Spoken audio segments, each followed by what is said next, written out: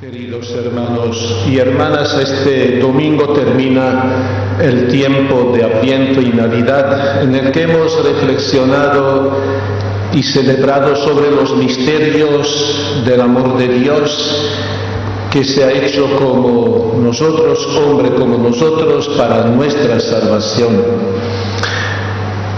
En el Adviento nos hemos ido preparando a recibir el nacimiento de Jesús, luego hemos celebrado con gozo y adorado al Niño Dios durante los días de Navidad hasta la Epifanía, fiesta de su manifestación como Salvador de todos los pueblos. Y hoy, mediante su bautismo, Jesús se nos manifiesta como el siervo y el Hijo de Dios, el Mesías esperado por largos siglos por el pueblo elegido. El Evangelio que hemos escuchado nos presenta a Jesús que después de 30 años de preparación y formación en el silencio de Nazaret, llega a orillas del río Jordán, donde Juan el Bautista predicaba, llamando a la gente a la conversión y bautizándolos. El bautismo que practicaba Juan con la inmersión de la gente en las aguas del río era solo un gesto de penitencia. Quería significar la voluntad de lavarse de los pecados. Y muchos pecadores acudían a bautizarse para cambiar de vida. Jesús es sin pecado alguno, y por lo tanto no necesita bautismo. Sin embargo, se pone en fila con los pecadores para hacerse bautizar. Él quiere expresar de esta manera su solidaridad con nuestra suerte de pecadores, pero también manifestar su potestad de perdonar y destruir los pecados.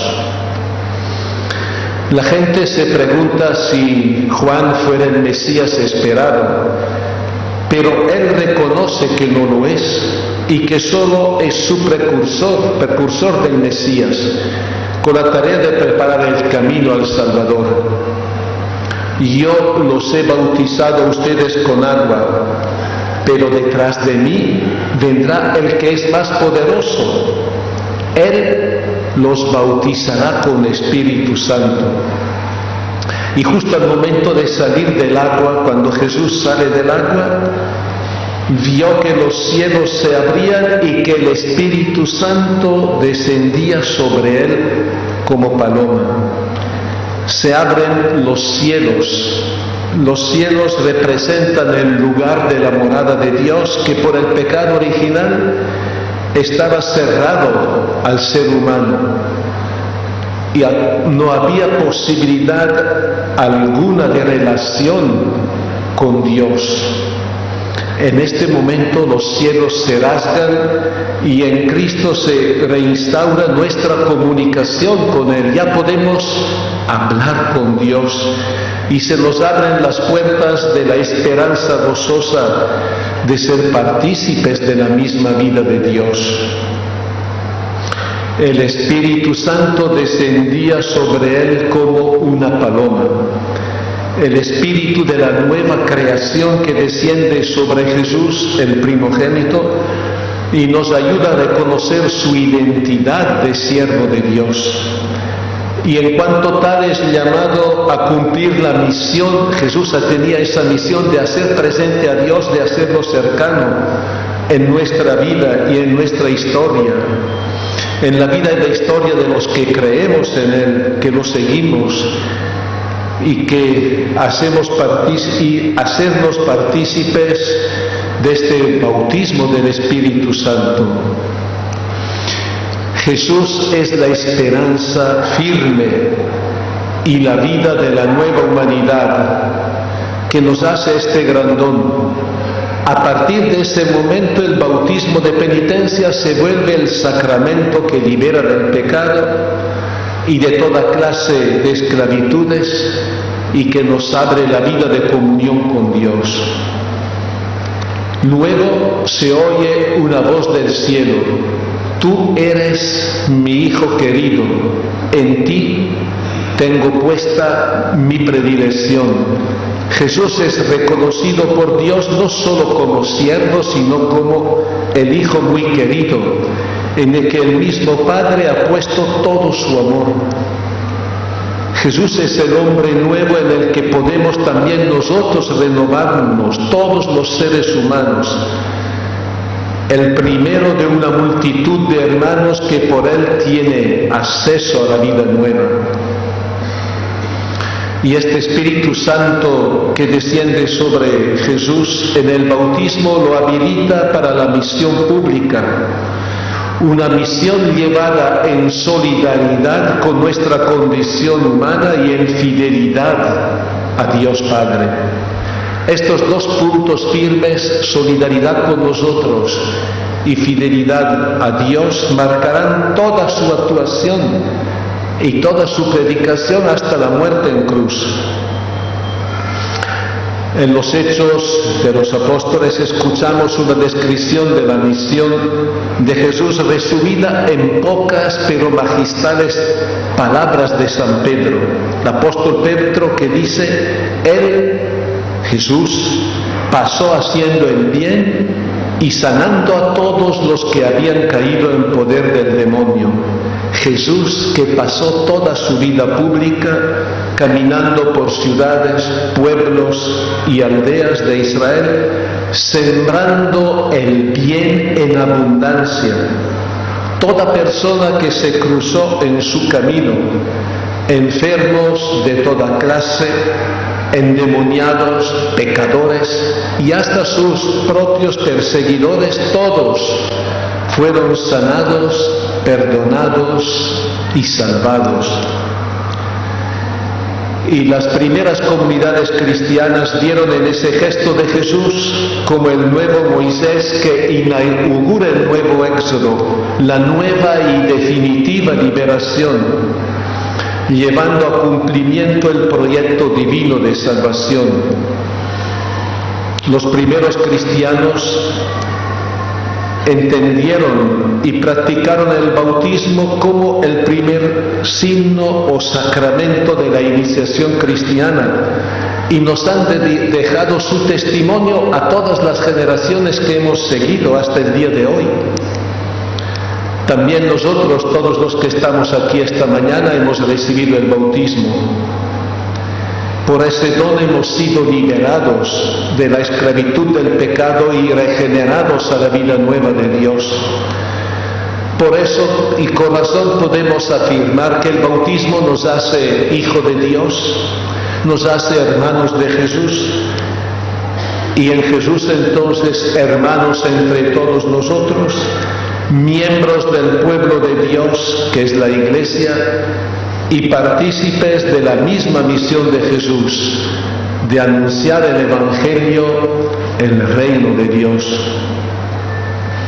Vivir como bautizados la vida nueva de hijos nos pide en primer lugar instaurar nuevas relaciones con Dios.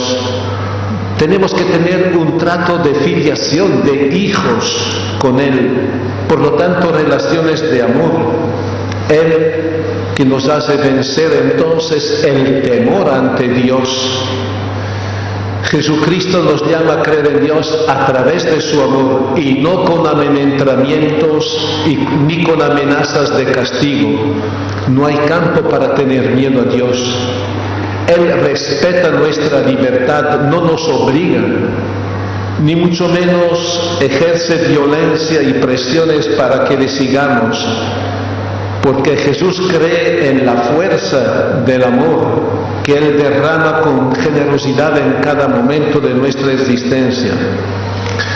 Solo que nosotros muchas veces estamos distraídos, no sabemos reconocer las muchas manifestaciones del amor de Dios en nuestras vidas. Esas pasan desapercibidas porque estamos encerrados en nuestro ego, nuestro egoísmo. Nuestras mentes están distraídas por tantas preocupaciones superficiales y porque nuestros corazones están ocupados por otros afectos e intereses. Vivir el bautismo como hijos de Dios y hermanos de Jesús es vivir también como hermanos iguales en dignidad entre todos nosotros. Nadie puede esgrimir argumento alguno para hacerse superior a los demás, ni cobijar sentimientos de supremacía, ni tener actitudes de dominación sobre los demás. Todos somos hermanos que indistintamente hemos sido hechos objeto del amor de Dios que nos ha creado y del amor de Cristo que nos ha redimido.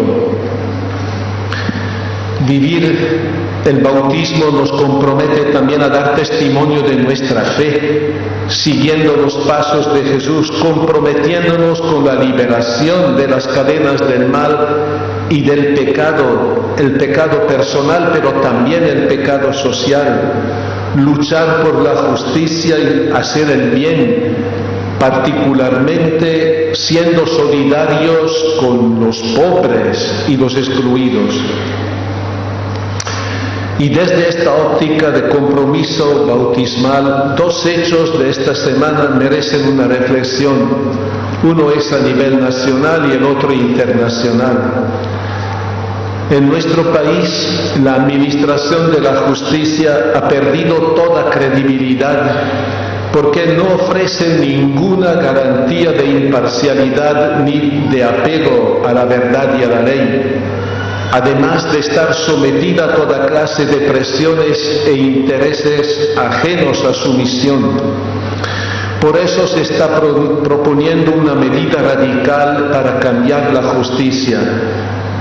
Sin embargo, ninguna disposición logrará este objetivo si no se respeta la independencia de la justicia frente a cualquier otro poder y no se cimienta su administración sobre los valores de la verdad, la honestidad, la imparcialidad y la integridad moral de los operadores de justicia.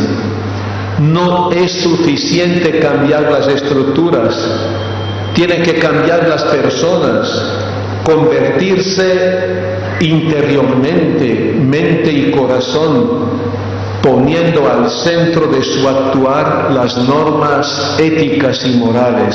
Sin eso no cambiará esta situación. El otro hecho estremecedor que ha horrorizado la opinión pública a nivel internacional son los atentados de extremistas islámicos en Francia que han asesinado a periodistas y otras personas por la publicación de caricaturas consideradas ofensivas a su religión. Rechazamos y condenamos firmemente el uso de la violencia y el fanatismo que instrumentaliza a Dios y que levanta su nombre para sembrar muerte y dolor. Estos crímenes son también pecados graves en contra de Dios, que es el Dios de la paz, del amor y de la vida, no de las armas y de la muerte. El terrorismo en nombre de la fe es el más peligroso porque desconoce el concepto del mal, del odio y de la violencia.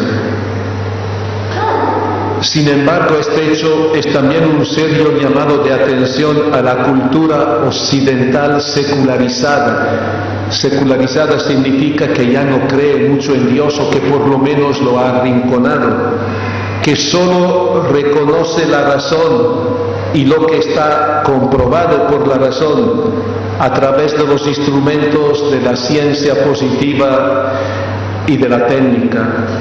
El Papa emérito Benedicto XVI en varias oportunidades advertía que una cultura que desconoce a Dios y la dimensión sobrenatural del hombre puede desencadenar reacciones violentas en personas y comunidades religiosas que tienen a Dios entre sus convicciones más íntimas y firmes. Ustedes dirán, pero ¿por qué hablamos de esto de la cultura occidental? porque estas corrientes secularizadas por efecto de la globalización están insinuándose cada día más también en nuestro país, en particular en el campo ético y moral a nivel personal y social.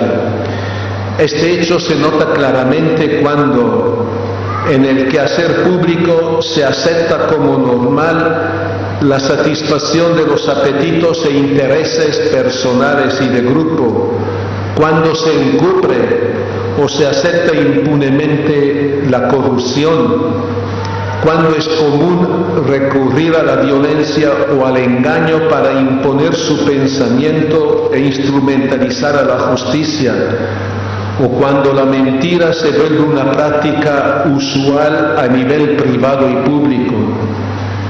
Con esta actuación se está prescindiendo de Dios, se procede como si Él no existiera, aunque no se lo declara abiertamente y explícitamente.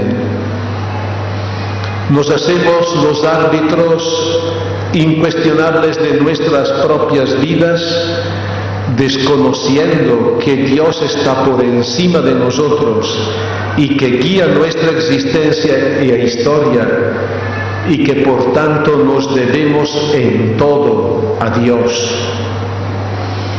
La fiesta de hoy nos invita a no olvidarnos que hemos sido bautizados en el bautismo de Jesús, a reconocerlo como nuestro único Salvador, enviado por el Padre a liberarnos del pecado y de toda clase de males y esclavitudes, y que nos invita por tanto a poner siempre a Dios en el centro de nuestra vida personal, familiar, religiosa y social.